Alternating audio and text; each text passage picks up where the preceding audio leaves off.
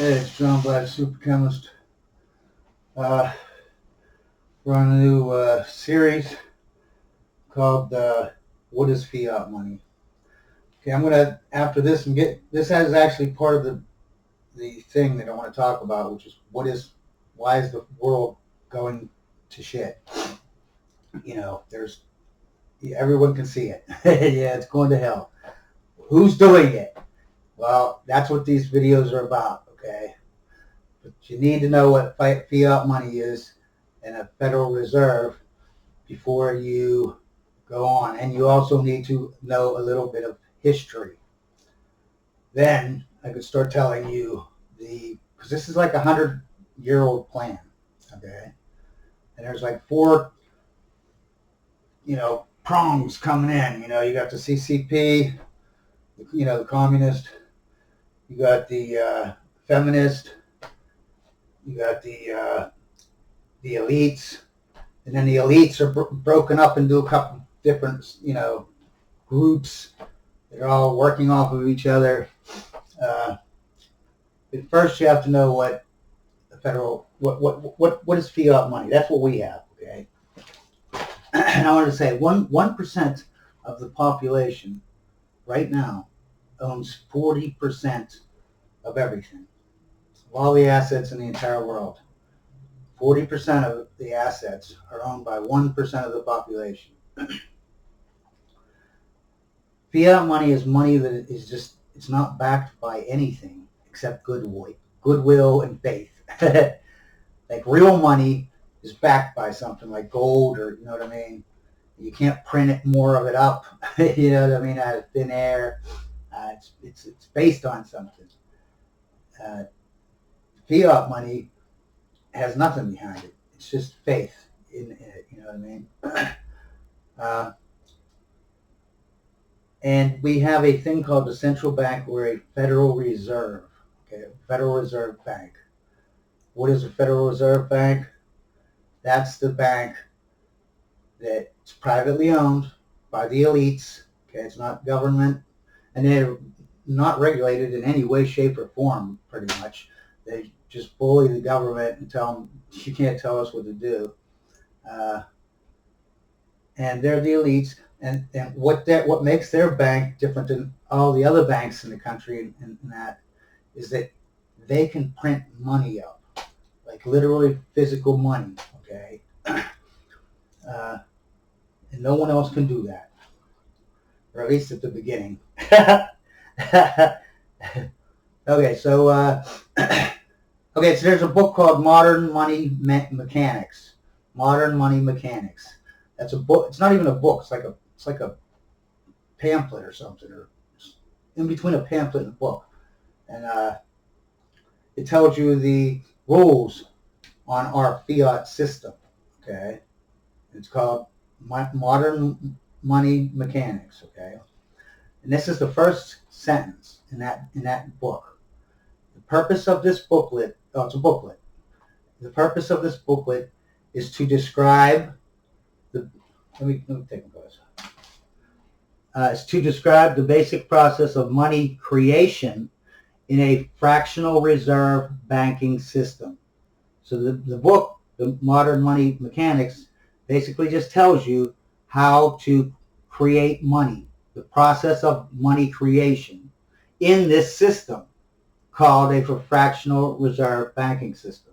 Okay, so the Modern Money Mechanics is telling you how a fractional reserve banking system works and the process of money creation. All right, so how does it work, man? Well, let's say you get the government wants they want $10 billion, okay? So the government goes over, or no, first they print up some treasury bonds probably. Wait, let me see. Yeah, they print up the treasury bonds, right? And the Federal Reserve Bank print up the Federal Reserve notes, meaning the money, the cash bills, you know what I mean? And then the U.S., so basically they're both making pieces of paper with some ink on it. They're just basically meaningless. But we're going to pretend, okay, that it's not meaningless.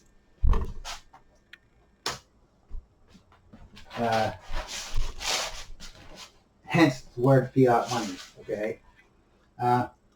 So the U.S. government goes over to the bank, Federal Bank Reserve, gives them the treasury bonds. That way they have $10 billion in treasury bonds or whatever. They pick up their $10 billion in money. They take it back to their bank, the USA Bank. Put it in the bank, and they divvy it up and stuff, you know what I mean, right? Now, I want to read something else from that book, Modern Money Mechanics, okay? Finally, it must maintain legal required reserves equal to a prescribed percentage of its deposits. Meaning you're required to keep some of that back and put it in a reserve, a certain percentage of it, that you deposit. So if you get 10 billion, they want you to take a little bit of it, put it aside. Let's say a whole bunch of people come to your bank and they want their money out all at one time. They want you to have a little bit in your reserve so you have it there. You know what I mean? So people have faith in your bank. What it also says here is usually what that is, that percentage, usually 10% under the current regulations. So if they get $10 billion in cash, right, they're supposed to take 10%, $1 billion of it, put it in reserves. In case they have a flood of people wanting their money back. Then you take the $9 billion and you put it in your excess reserves. Yeah, excess reserves, right? And now you think at this point, well, that makes sense. Now they have $9 billion and they can loan out $9 billion. You're right, they can, and they do. But they don't do it the way you think. Okay? What they do is, wait, let me read this first. Of course, the banks do not really pay out loans from the bank reserve as deposits. If they did this, no additional money would be created. See, if they just did what we thought they were doing, was taking, or a normal person would think, that they're taking out $9 billion and they're going to loan that $9 billion that they have in excess. No, they don't do that. They keep that $9 billion. What they do is they create money, right? If they just gave them the money, they wouldn't be creating money, right? So what they do when they make a loan is accept a promissory note in exchange for credits to the borrower's transaction account. Okay, so the promissory note would be the loan contract. The credits would be the money, but they're not actually giving you money. They're giving you credits. See what I'm saying? They're doing it electronically. Okay, and before computers, they did it on paper in their bank. But they're just electronically giving you credit in your account, so it looks like you have real money, but you don't have real money. Okay, you just have credits. So that means that they can print up. They borrowed $10 billion, right, in actual cash. Now they have $9 billion in excess reserves. That means they can print up electronically out of thin air $9 billion and loan it to somebody or a group of people or another bank, right? Let's say just a bank, so it makes it easy. Okay, another bank comes in, I loan them the $9 billion, right? But I still have the $9 billion, whatever, you know what I mean? Because I didn't give them electronic money. I just print it up right now. So he goes to his bank, though. He's got $9 billion. So he's got to take 10% of it, $900 million, put it in the reserves, and then he's got $8.1 billion left over that he puts in his excess reserves. But he doesn't loan that out because that's not how you create money. According to modern money mechanics, you have to create money. That's the whole way the system works, is you create money. Okay? So he does that. He has $8.1 billion. He electronically, out of thin air, makes $1.8 billion. He loans it out to another bank and other people, groups of banks, whatever. They take it and do the same thing though. They take that $8.1 billion, they get 10% of it, put it in, what's wrong with this? Put 10% in the reserves and 90% in the excess reserve, but they don't loan that out. They electronically, and that just keeps going on and on and on. Okay, so it gets so low that it's whatever. So doing this process, basically, when you borrow you print up $10 billion, right?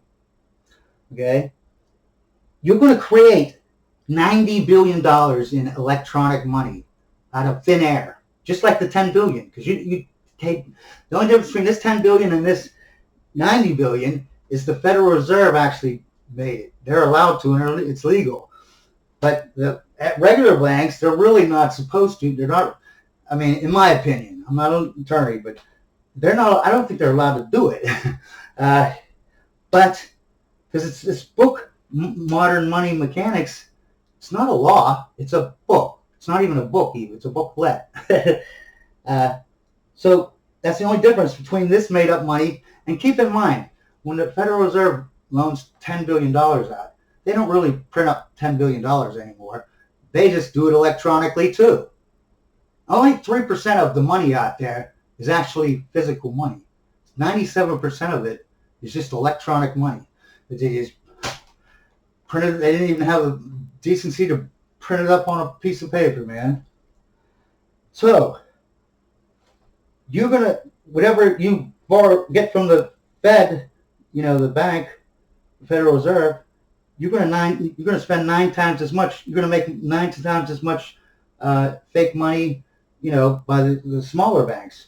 That's 10 times. Like if you borrowed 10 billion, but now it's 100 billion. Because it's 10 times. You're 10 billion, first 10 billion and 90 billion. That's 100 billion.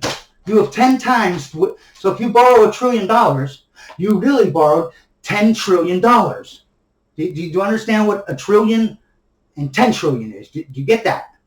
Okay? This is right out of their own Modern Money Mechanics book, okay? Explaining how fractional, whatever they call it, fractional reserve banking is, okay? So that sucks, okay? And what happens is new money gets value from the money supply. And what I mean by that is, let's say you have $10 out here, right? Now I make another $1. I'm going to have to take 9 cents off of each one of those dollars, which will add up to 90 cents. I'm going to have to transfer that value to this new dollar I just made, right? But now I took 9 cents off each one of these. These are 91 cents, and this is 90 cents. I mean, obviously, it's going to be somewhere in between 90 and 91. But you get my gist. This money supply goes down in value so that all of the money is going to be the same amount, no matter what. You know what I mean? If I can buy this computer with all the money supply, and then I double the money supply, then that computer will double in price. You know what I mean? If I triple this money supply, then this will triple in price. It's that simple, man. So, and I want you to think of this, okay? Let's say you have $1. Every dollar has a liquid in it, okay? It's a 3-dimensional bill, right? And you have 100 milliliters in it, and it, takes up the whole bill or whatever, you know what I mean? You carry these around, right? Instead of the government coming and sticking their hand in your pocket to steal from you by charging you taxes, instead of stealing that way, there's another way, an easier way to steal from all the people in the country, okay? What you could do is make those dollar bills up that I'm saying that has the liquid in it, and there's no liquid in them, though, okay? So they're worthless nothings. But as soon as the Treasury Bank gives it to the government and they put it in their bank, right? And magically, just magically, a little bit of liquid goes out of everybody's dollar bills, so that they go to these bills over here to make it all evened out. That's what inflation is. That's how they steal from you. They just take the money without having to actually take it by just devaluing what the money you have and printing up their own.